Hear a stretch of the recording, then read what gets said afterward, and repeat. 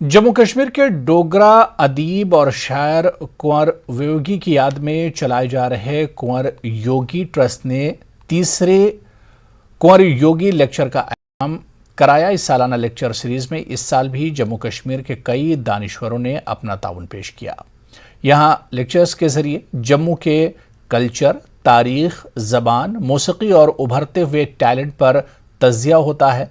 आज के लेक्चर में मेजर जनरल गोवर्धन सिंह जम्वाल ने जम्मू के शाही खानदान पर रोशनी डाली और ख़ास तौर पर कश्मीर को हमले से बचाने के लिए डोगरा सिपाही जनरल जोरावर सिंह और ब्रिगेडियर राजिंदर सिंह जम्वाल के कारनामों के तारीखी वाक़यात बयान किए।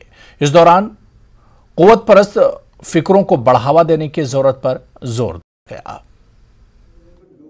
And our endeavor has been to talk about Dogra history, its culture, and also in the larger interest what effect it has over the overall political, cultural scene of the country.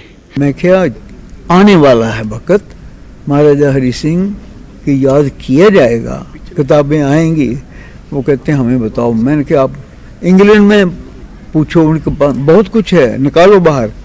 तो यही हम करने वाले हैं कि जो 75 साल में नहीं हुआ, हम अपने डोगरास को कहेंगे। सदर सभा है, मेरे एक्सर्स लीग है, वो मेरे कमांडर इन चीफ थे लीग के।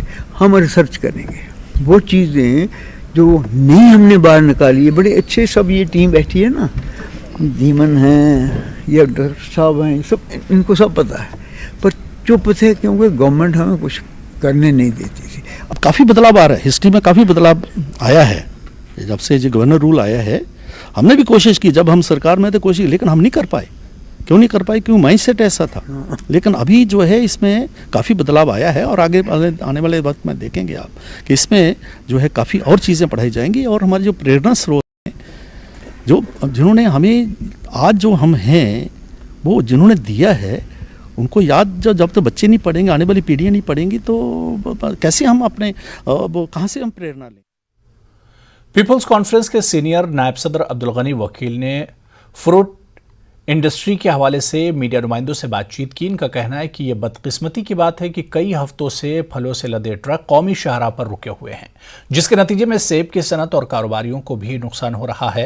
उन्होंने हुकूमत से मुतालबा किया है कि कौमी शाहराह पर ट्रकों के आमदोरफ्त को तरजीही बुनियाद पर आगे बढ़ने दिया जाना चाहिए। मेवा काश्तकारों के एक वफ्द ने सोपुर में वकील से मुलाकात की।